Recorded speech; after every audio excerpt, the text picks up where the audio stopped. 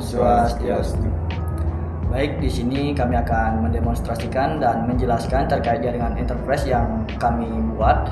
Jadi sebelum kami menjelaskan dan mendemonstrasikan, jadi kami akan memperkenalkan diri terlebih dahulu. Perkenalkan, nama saya Eka Desnuarta dengan NIM 2415091018. Perkenalkan, nama saya Gusti Madenara ada di Pabukian dengan NIM 2415091082. Perkenalkan, nama saya Nikoma Anggang Hitkani dengan NIM 2415091030. Baik, tanpa berlama-lama lagi, kami langsung saja masuk ke demonstrasinya. Baik, sebelum kami masuk ke segmen 1 atau segmen mendemonstrasikan jaringan enterprise yang kami bangun, di sini saya izin untuk menjelaskan terkait topologi atau rancangan topologi yang kami buat untuk jaringan enterprise yang kami bangun. Baik, berikut adalah topologi yang kami rancang untuk jaringan enterprise yang kami bangun. Di mana di sini kami membuat 3 divisi, ada manager, ada IT dan ada staff. Di mana kami membedakan jaringannya. Kita bisa lihat di mana di IP address IT ini kami menggunakan 1.0 dan IP address staff menggunakan 2.0 dan IP address manager menggunakan 3.0. Jadi di mana kami menggunakan mikrotik sebagai menghubungkan antara divisi-divisi ini. Dan di divisi IT ini kami menempatkan Windows Server untuk mengelola domain dan pengaturan GPU-nya. Dan di IP 1.0 ini atau di IP IT-nya ini kami juga menempatkan Ubuntu Server yang dimana di dalamnya akan kami instalkan Docker sebagai kontainer, dan di dalam Docker itu kami akan instalkan Nextcloud untuk menjadi penyimpanan terpusat. Dan dimana Nextcloud ini sudah kami setting terkait LDAP-nya. Jadi setiap user yang kami buat di Windows Domain ini sudah langsung mempunyai akun Nextcloud-nya. Begitu juga dengan staff dan dengan manager itu sudah langsung memiliki akun Nextcloud-nya. Mungkin cukup sekian terkait penjelasan topologi ini. Baik, di sini saya akan mendemonstrasikan terkait SSH. Jadi SSH atau source shell ini berfungsi untuk kita bisa mengontrol server dari jarak jauh gitu. Jadi kita bisa masuk ke dalam servernya dan mengontrol melalui Windows client atau laptop kita gitu. Jadi dalam kasus kita saat ini saya akan mencoba untuk masuk ke dalam server Ubuntu servernya lewat Windows 10. Baik, di sini yang harus kita pertama ketahui yaitu nama dari server Ubuntu-nya, yaitu NCadmin, dan kita harus mengetahui dulu IP-nya gitu. Jadi yang pertama IP kita ketikkan IP A. Nah, di sini kita bisa lihat IP-nya yaitu 192.168.1.10 gitu. Jadi selanjutnya kita bisa langsung masuk ke dalam Windows 10-nya karena kebetulan saya sudah menginstal SSH di dalam Ubuntu servernya. Masuk ke Windows 10-nya, di sini kita ketikkan SSH, nama Windows servernya yaitu NCadmin, dan IP-nya 192.168.1.10. Habis itu masukkan password adminnya, ini Windows servernya. Nah, sekarang kita sudah bisa istilahnya meremote Ubuntu server melalui Windows 10. Kita bisa lihat apa saja yang ada di Ubuntu servernya, yaitu sudo docker, kebetulan docker ts. Nah, di sini masih kosong. Coba sudo docker image. Nah, di sini ada Nextcloud, jadi kita sudah bisa mengelola atau mengontrol suatu Ubuntu server melalui Windows 10. Baik, di sini saya akan melanjutkan ke Cloud Solution, di mana dalam kasus kami ini kami menggunakan Cloud Solution sebagai penyimpanan terpusat dari jaringan enterprise yang kami bangun. Tanpa berlama-lama lagi, mungkin saya akan langsung saja masuk ke dalam demonstrasinya.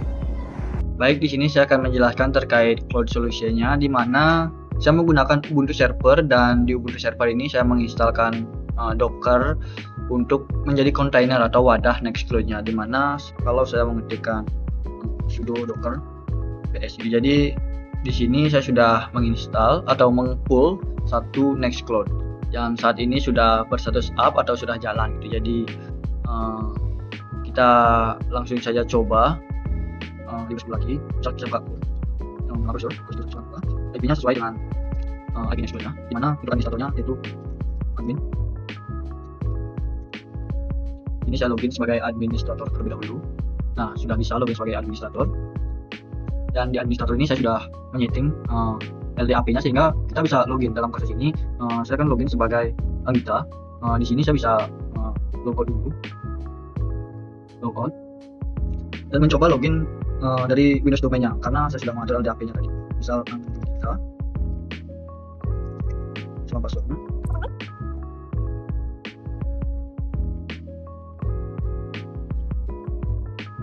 Nah, jadi setiap user yang kita buat di Windows domainnya bisa mempunyai akun Nextcloud-nya sendiri. Jadi secara otomatis ketika kita membuat akun atau membuat user di Windows domainnya, secara otomatis mempunyai akun Nextcloud. Seperti itu. Mungkin sekian terkait penjelasan cloud solution-nya. Baik, di sini saya akan melanjutkan pada segmen Windows Domain, yang dimana di sini saya akan mengatur akses klien dan membuat user, kemudian menyeting GPU. Baik, jadi di sini saya sudah berada di Windows Server 16, yang dimana di sini kita akan mengkonfigurasi dan menyeting dari Windows kliennya. Dimana dari server kami ini bernama Texa dan forestnya itu texa.lab. Kemudian untuk cara konfigurasinya di bagian Active Directory User dan Komputer, di sini saya sudah membuat 3 OU, yang dimana Texa IT, Texa Manager, dan Texa Staff. Untuk Texa Staff ini ada Sindu, Texa Manager, dan Texa IT sini ada Anggita.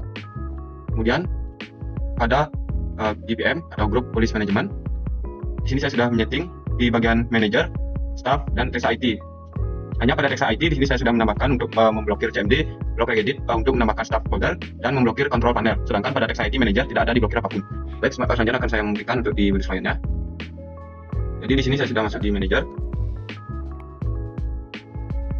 Baik, pada Manager ini bisa dibuka pada bagian CMD.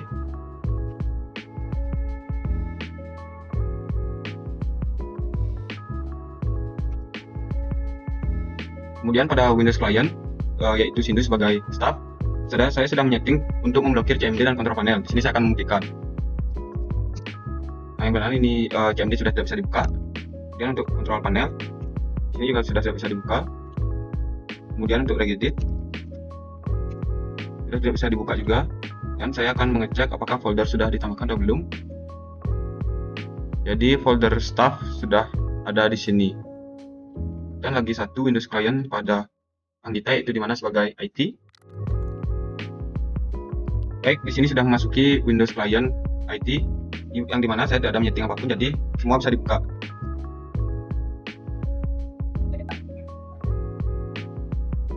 Baik, di sini untuk CMD berhasil dibuka.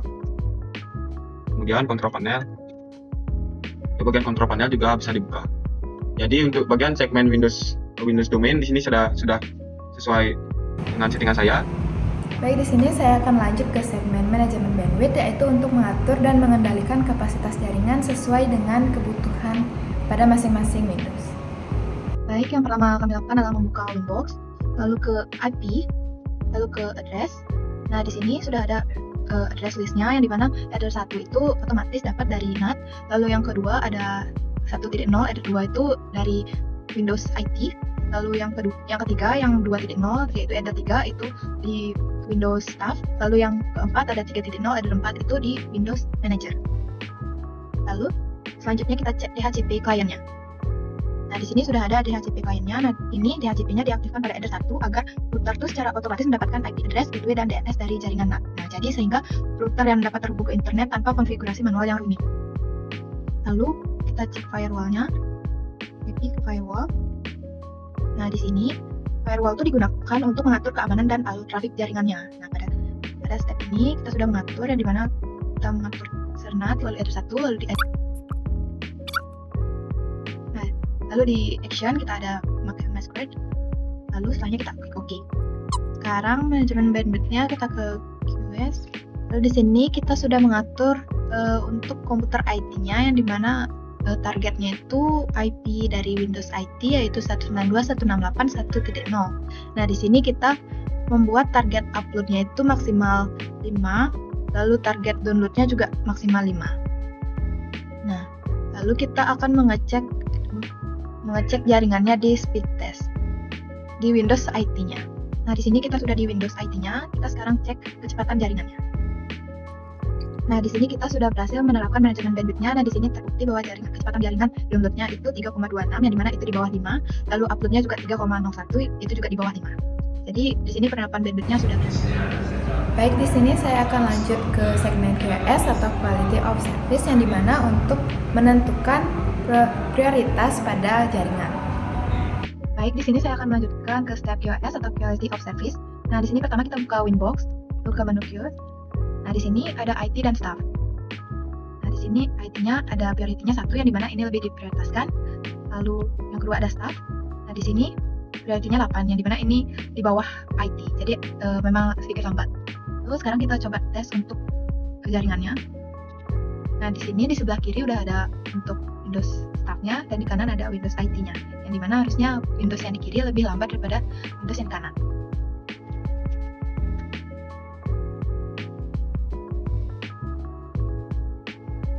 Baik, di sini sudah terlihat di Windows IT lebih cepat downloadnya daripada di Windows Staff. Jadi, di sini penerapan QoS-nya sudah berhasil. Baik, di sini saya akan melanjutkan ke dalam segmen containerization, di mana dalam kasus kami di sini menggunakan containerization Docker, di mana di Ubuntu server ini kami menginstal Docker untuk kami jadikan containerization, dan kemudian di dalam Docker tersebut kami instalkan Nextcloud untuk penyimpanan terpusatnya. Jadi tanpa berlama-lama lagi, saya langsung saja masuk ke dalam demonstrasinya. Baik, di sini di mana kami menggunakan Docker untuk containerization, di mana di dalam Docker tersebut kami mengisikan Nextcloud gitu. Jadi Nextcloud-nya berada di dalam container. Jadi kita bisa buktikan bahwa kalau misal saya sudo Docker nah, di sini kita bisa lihat bahwa Nextcloud ini berada di dalam kontainer Docker-nya gitu. Jadi di mana di dalam Ubuntu servernya kami menginstal Docker sebagai kontainer dari Nextcloud-nya gitu. Jadi mungkin sekian penjelasan terkait demonstrasi kontainer yang dapat saya sampaikan. Terima kasih. Baik, mungkin cukup sekian yang dapat kami sampaikan terkait demonstrasi jaringan enterprise yang kami bangun. Jadi mohon maaf apabila ada salah kata atau salah dalam menyampaikan. Jadi kami tutup dengan Rama Santi. Om Santi Santi Santi Om.